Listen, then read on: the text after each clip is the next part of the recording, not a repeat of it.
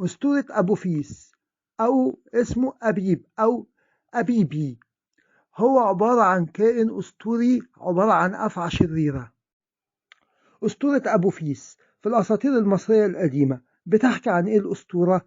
بتحكي عن أبوفيس على طول كل يوم الصبح بيهاجم قارب الشمس اللي فيه را علشان يمنعه إنه يبحر في الآفاق، وكل مرة بيتهزم ويرجع تاني الصبح، بس ساعات بيكسب، ولما بيكسب بتحصل الزلازل والعواصف والرعد، وساعات بيبلع الشمس وبكده بيحصل الكسوف، لكن حراس مركب الشمس بيقطعوا راسه بسرعة لما يحصل الكسوف وما بيستمرش.